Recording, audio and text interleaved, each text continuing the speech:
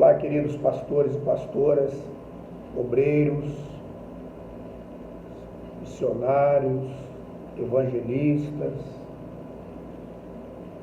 Deus moveu meu coração para eu trazer essa palavra hoje ao seu coração. Já faz um tempo que eu tenho meio que relutado para compartilhar essa palavra, mas eu penso que hoje é um tempo marcado por Deus para nós estarmos fazendo esse compartilhamento. E eu quero dizer que, de antemão, muita coisa das quais serão compartilhadas aqui,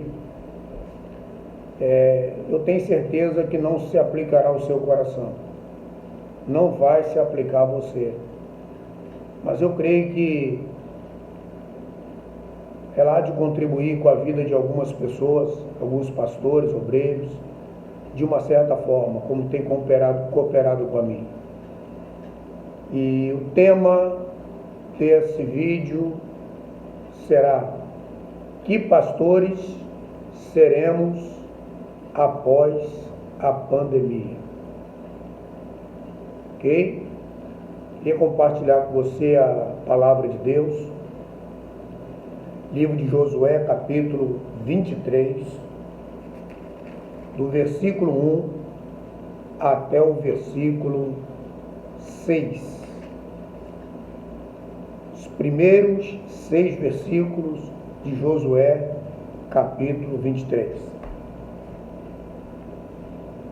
E sucedeu que muitos dias depois que o Senhor dera repouso a Israel de todos os seus inimigos em redor, e Josué já fosse velho e entrado em dias, chamou Josué a todo Israel, aos seus anciãos e aos seus cabeças e aos seus juízes e aos seus oficiais, e disse-lhes: eu já sou velho e entrado em dias, e vós já tendes visto tudo quanto o Senhor vosso Deus fez a todas estas nações por causa de vós, porque o Senhor vosso Deus é o que pelejou por vós. Vedes aqui que vos fiz cair em sorte as vossas tribos, estas nações que ficam desde Jordão, com todas as nações que tenho destruído até o mar grande para o pôr do sol. E o Senhor vosso Deus as impedirá adiante de vós, e as expelirá de diante de vós, e vós possuireis a sua terra, como o Senhor vosso Deus vos tem dito. Versículo 6. Esforçai-vos, pois muito para guardardes e para fazerdes tudo quanto está escrito no livro da lei de Moisés, para que dela não vos aparteis, nem para a direita, nem para a esquerda. Amém? Palavra poderosa. Eu vejo uma palavra de cunho de orientação para todos aqueles e aquelas que se ocupam da obra do Senhor, com o encargo de cuidar do rebanho do Senhor. Amados, a gente percebe, amados e amadas, aqui nesse texto,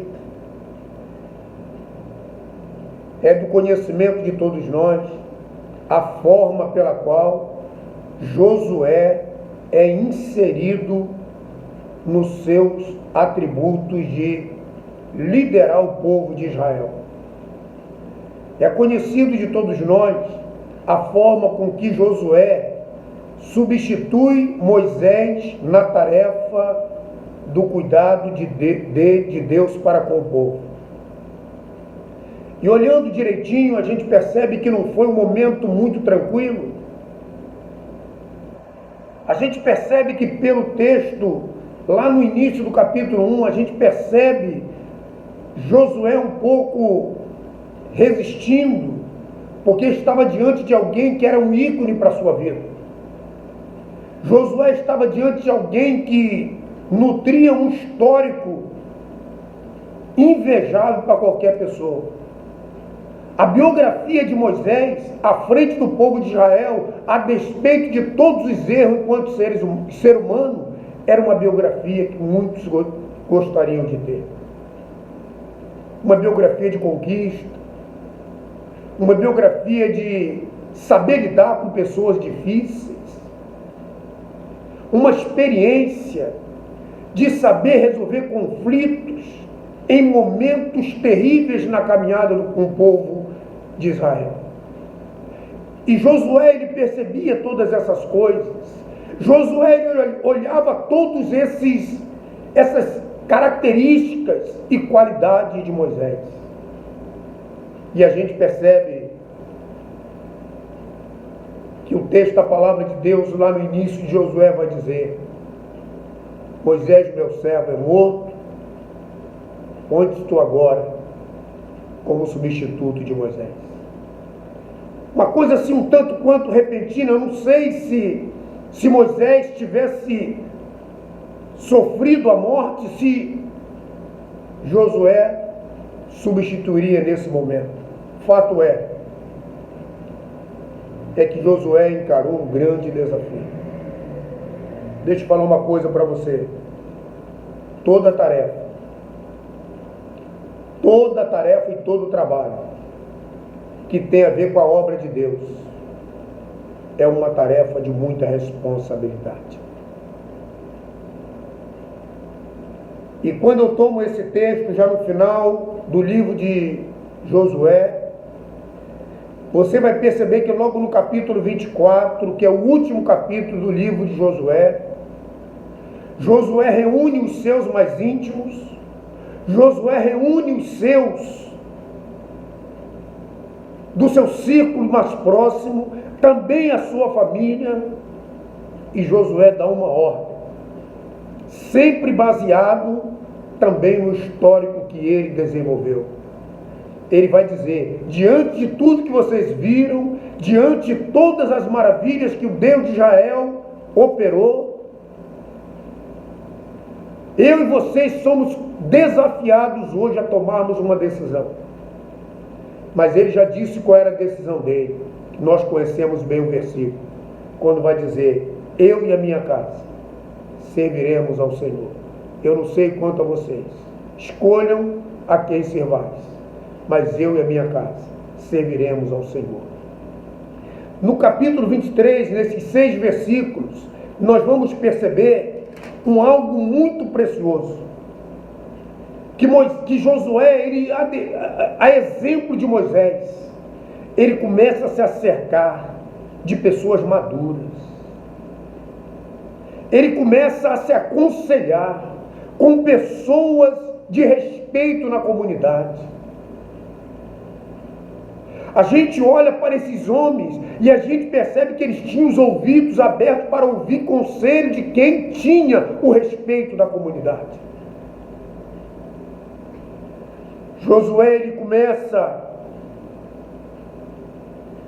a elencar as vitórias que eles obtiveram em nome do Senhor. E ele chama não qualquer pessoa para próximo de si. Ele chama os anciãos, os cabeças das tribos.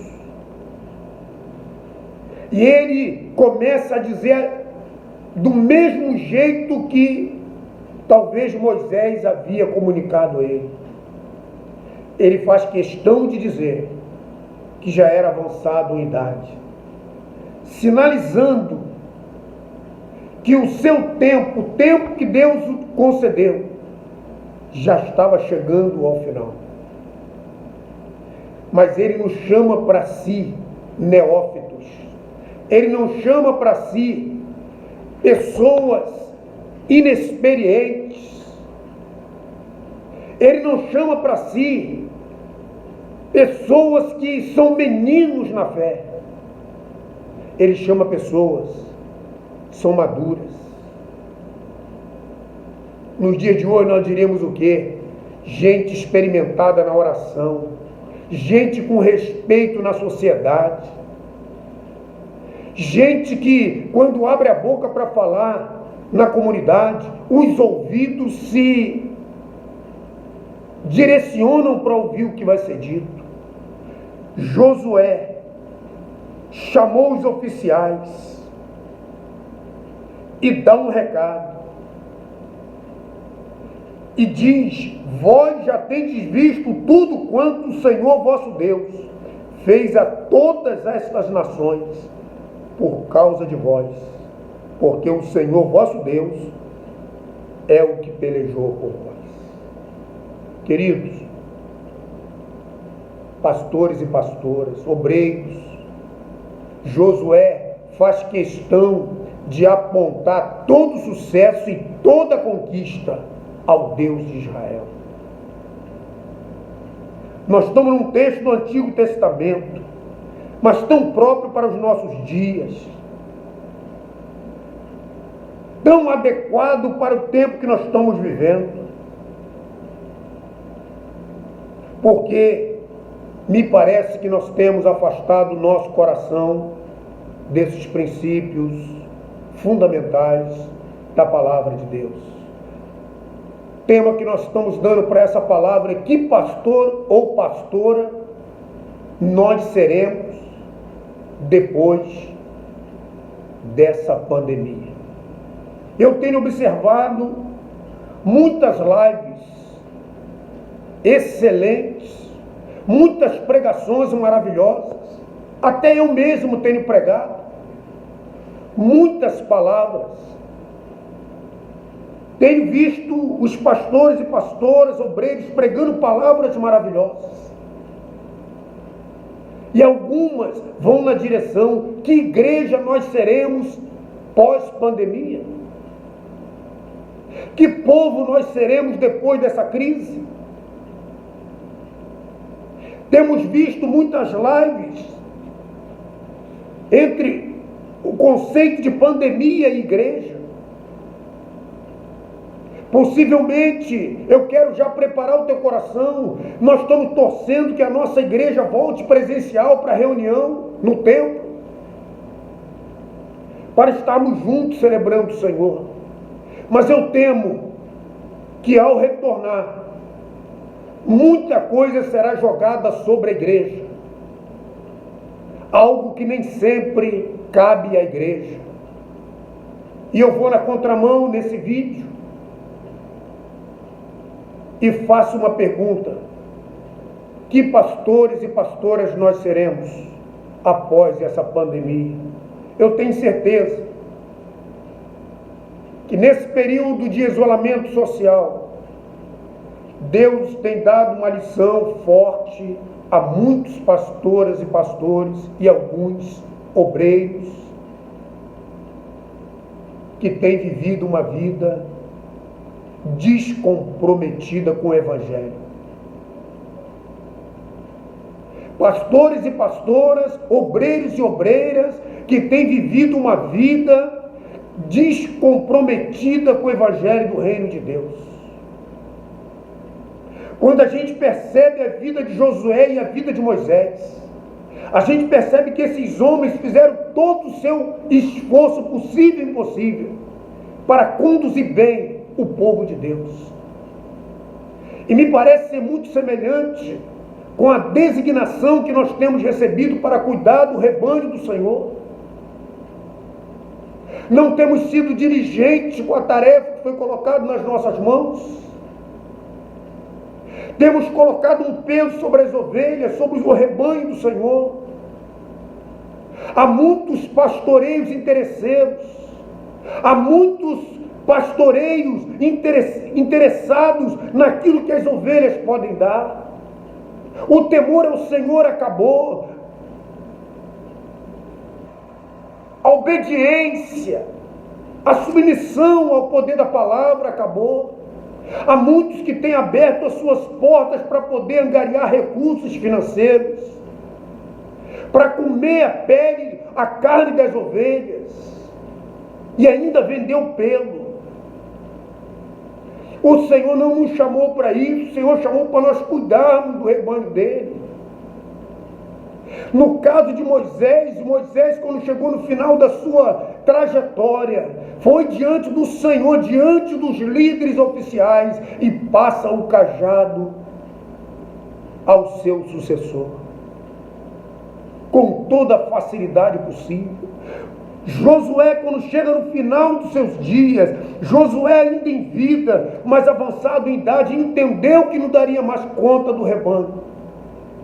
Ele reúne os cabeças, aqueles que são responsáveis, e dá uma indicação que está chegando o final, para que tudo isso é para que o rebanho não venha sofrer com qualquer coisa que possa acontecer. É interessante notarmos que há muitos líderes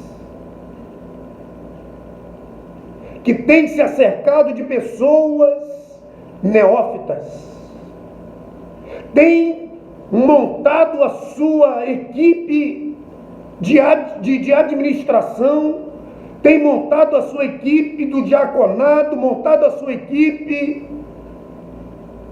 de diáconos, seu ministério, com pessoas que tendem a fazer aquilo que você quer, com pessoas que vão concordar com seus desatinos e a sua ganância de bens materiais. Nesse momento de pandemia, quando nós temos a nossa igreja cultuando de casa, não há espaço para essas coisas. O Senhor está nos tratando nesse tempo para nós entendermos que nós precisamos cuidar do rebanho dele que ele confiou nas nossas mãos. Que quando a reunião presencial retornar, que você não esteja torcendo que a reunião volte para poder ter os benefícios que você tinha financeiro, mas que você possa cuidar de cada ovelha que o Senhor confiou nas suas mãos. Quantos pastores e pastoras e obreiros têm vendido a sua alma através de negociatas por coisas materiais? Há muitos pastores que elegeram no meio do seu rebanho aqueles que são mais abastados financeiramente. A esse você não disciplina, a esse você não corrige, porque é aquele que banca o seu salário. Você precisa entender que após essa pandemia, nesse período de quarentena, Deus está usando de misericórdias para que você possa mudar a sua postura e voltar um pastor, uma pastora, um obreiro segundo o coração de Deus. E quando eu olho para a vida de Josué, lá no versículo de número 6, vai dizer: esforçai-vos, pois muito para guardardes, para fazeres tudo quanto está escrito no livro da lei de Moisés, para que dela não vos aparte, nem para a direita, nem para a esquerda. Nós estamos vivendo uma geração de pastores e pastoras sem referência. E eu temo dos que estão surgindo para a próxima geração. Quando Josué orienta os anciãos, os oficiais e os cabeças de tribo, ele dá um conselho. É o mesmo conselho que Josué recebeu no capítulo 1. Esforça-te, tem de bom ânimo. Ele agora diz: esforçai-vos, mediante o que está escrito na lei de Moisés. Referência.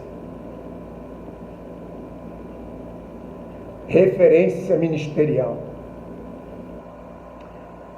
Eu posso citar aqui com muita alegria, muito louvor no meu coração, alguns pastores que passaram pela minha vida, continuam sendo referência na minha vida ministerial. referência de obreiro, referência de pastor, homens e mulheres que doaram a sua vida pelo ministério, homens e mulheres que não ostentaram carro de luxo, homens e mulheres que não moraram em coberturas, não que isso seja pecado. Você pode usufruir desses benefícios. Desde quando? Você não faça isso em detrimento do sucateamento da sua igreja local, do sucateamento da obra que o Senhor colocou na sua mão. Que você não usufrua desses bens em detrimento do empobrecimento do seu rebanho. Porque quando a bênção vem é para todo mundo crescer junto. Eu não conheço, não entendo o Evangelho onde o sacerdote, onde o pastor e a pastora, eles estão vivendo do bom e do melhor, e o rebanho vive na miséria. Se é de Deus, você vai crescer, você vai ter privilégio, você vai ter conforto, mediante a bênção que vai cair sobre o seu rebanho. Em nome de Jesus, quero que você abra os seus olhos nesse dia, para você se olhar no espelho do Espírito Santo. Pergunte ao Senhor se você tem sido uma referência para os meninos e meninas que estão desejando um ministério para pegar o bastão das suas mãos. Imagine você e se olhe no espelho do Espírito Santo. Se hoje você tivesse que passar o bastão que está nas suas mãos, de que forma você passaria esse bastão? Quais seriam as atitudes que esse novo pastor, essa nova pastora que está ascendendo o ministério, o que ele ia fazer a partir do que você tem ensinado no seu dia a dia, sem perceber? Você tem passado uma mensagem. Eu aprendi através da prática do discipulado. E eu quero aqui dar um recado. Você, meu pastor, minha pastora, que não tem um discipulador, eu te encorajo, te oriento a você procurar um discipulador, uma discipuladora. Eu tenho certeza que isso não é o seu caso, que eu vou te dizer, mas para alguns pode ser que seja. Muitos de nós não queremos procurar alguém para estar sobre a nossa vida. Primeiro, por arrogância. Segundo, prepotência. Terceiro, orgulho. Quarto, porque temos alguma coisa a esconder de alguém e não queremos abrir o coração. Esse tem sido o motivo. Muitos pastores envolvidos em adultério, pastores e pastoras, muitos obreiros envolvidos em roubo, muitos obreiros se envolvendo com o negócio de politicagem dessa vida. Você e eu não fomos chamados para sermos políticos, fomos chamados para sermos profeta. E profeta se ocupa de profetizar a palavra. O discipulado vai lhe ajudar a você ter uma vida de oração e leitura da palavra. O discipulado vai lhe ensinar que você e eu necessitamos viver uma vida de oração. Há muitos obreiros que não têm moral para fazer uma reunião com o ministério de oração e intercessão, porque é só falácia, não praticam o que estão dizendo. Que o Senhor tenha misericórdia de nós, que o Senhor tenha misericórdia da nossa vida, que o Senhor, nesse tempo que nós estamos vivendo de quarentena, possa usar para poder ministrar humildade no nosso coração, ministrar quebrantamento, pedido de perdão, o que temos visto muitas vezes nos púlpitos das nossas igrejas, Brasil afora. Todas, há muito que tem passado um verniz, uma maquiagem, e são puramente profissionais do tempo. São apresentadores. Não tenho nada contra as tecnologias. Eu acho que é muito bom ter a tecnologia ajudando e apoiando os nossos cultos. Mas eu quero dizer que nós não estamos a serviço da tecnologia. Nós estamos a serviço de um Deus que tem todo o poder nos céus e da terra. E tudo que Ele quer, Ele faz. Te aconselho e me aconselho também a nós revermos a nossa vida. E eu quero encerrar com uma pergunta. Qual foi a sua motivação de assumir o ministério pastoral? Eu quero crer que você não veio para o ministério porque você foi um fracasso no vestibular para direito. Não quero crer que você está no ministério pastoral porque você foi um fracasso para engenharia.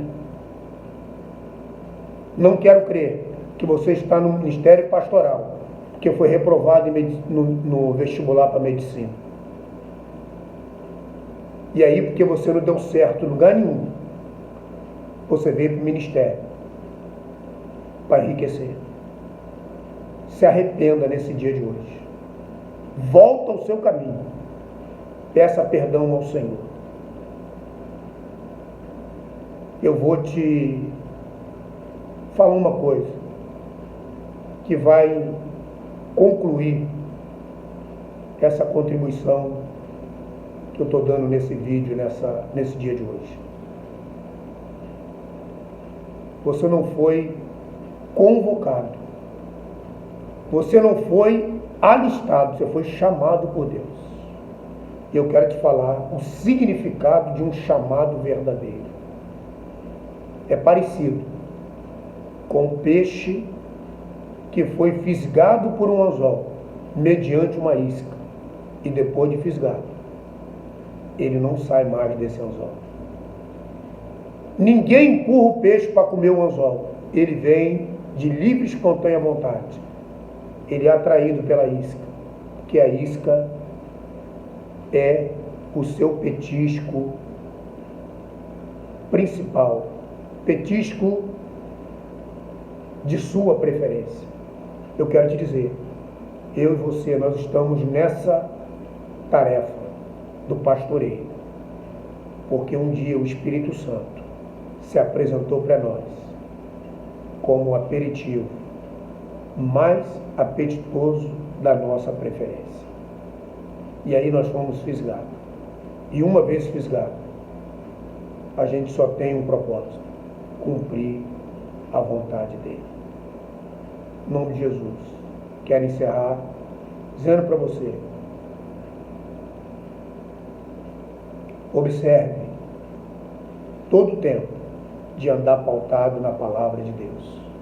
Seja obediente, seja humilde, seja submisso, seja um homem e uma mulher simples diante de Deus, porque Deus tem compromisso com essas coisas. O Senhor te abençoe e te guarde, em nome de Jesus. Se você quiser, tem uma abinha aí para você se inscrever. Se inscreva nesse canal.